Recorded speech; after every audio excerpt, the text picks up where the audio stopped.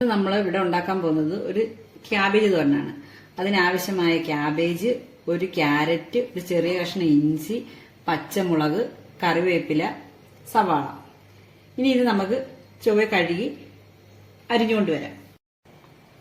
നമുക്ക് തോരനാവശ്യമുള്ള ക്യാബേജും ക്യാരറ്റും സവാളയും പച്ചമുളകും എല്ലാം അരിഞ്ഞ് വെച്ചിരിക്കുകയാണ്. ഇനി ഇതിന് വേണ്ടുന്ന അരപ്പ് തയ്യാറാക്കാം.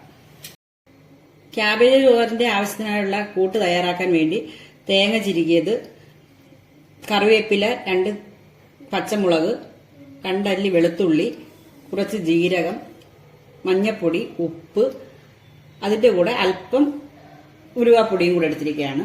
ഇത് നമുക്ക് ചെറുതായിട്ടൊന്ന് ക്രഷ് ചെയ്യാം. അരിഞ്ഞു വെച്ചിരിക്കുന്ന ഈ ക്യാബേജിനകത്ത് നമ്മൾ ക്രഷ് ചെയ്തെടുത്ത തേങ്ങയും അരപ്പും ചേർത്ത് നല്ല രീതിയിൽ ഇളക്കുക. അതിനുശേഷം കടുവറുത്താണ് നമ്മൾ ഈ തോരൻ തയ്യാറാക്കുന്നത്. തോരൻ തയ്യാറാക്കാൻ വേണ്ടി ഇരുമ്പിടി അടുപ്പയിൽ വെച്ച് അതിലേക്ക് ഏകദേശം 2 സ്പൂൺ വെളിച്ചെണ്ണ ഒഴിക്കുക.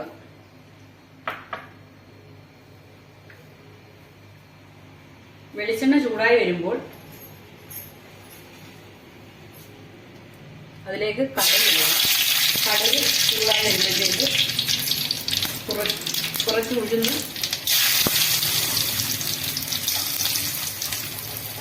കുറച്ച് ചെറിയുള്ളി അരിഞ്ഞത്,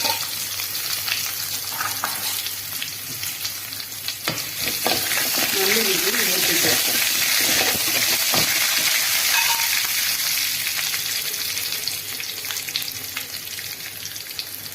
കുറച്ച് കറിവേപ്പില കൂടി ഇടുക.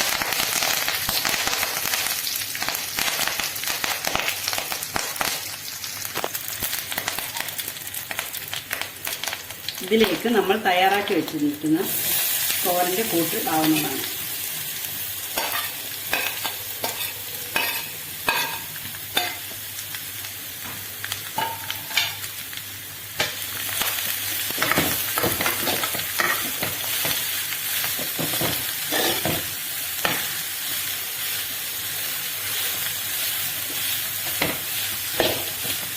ഇത് നമ്മൾ വെള്ളം ചേർക്കുന്നില്ല. അതുകൊണ്ട് തന്നെ ഇത് അടുക്കി പിടിക്കാതെ നല്ല രീതിയിൽ ഇളക്കിക്കൊണ്ടിരിക്കുക. ഇത് നമ്മൾ വെള്ളം ചേർത്ത് കഴിഞ്ഞാൽ ഇത് ഒരുമാതിരി കുഴഞ്ഞു പോകും. അതുകൊണ്ടാണ് വെള്ളം ചേർക്കാത്തത്. വെള്ളം ചേർക്കാതെ ഇങ്ങനെ തോരൻ തയ്യാറാക്കി കഴിഞ്ഞാൽ ഇത് കഴിക്കാൻ പ്രത്യേക ടേസ്റ്റാണ്.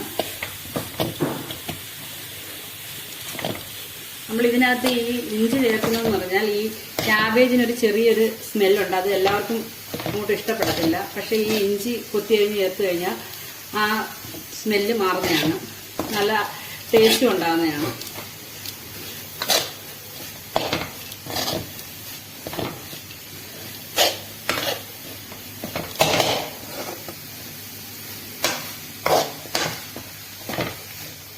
നല്ല രീതിയിൽ ഇളക്കിക്കൊണ്ടിരിക്കുക, അല്ലെങ്കിൽ ഇത് അടുക്കി പിടിക്കാൻ സാധ്യതയുണ്ട്.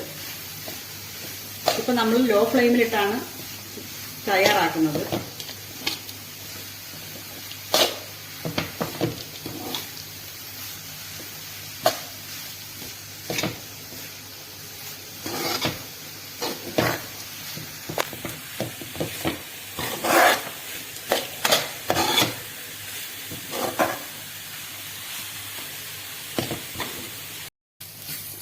അങ്ങനെ നമ്മുടെ ക്യാബേജ് തോരൻ വെന്തിരിക്കുകയാണ്.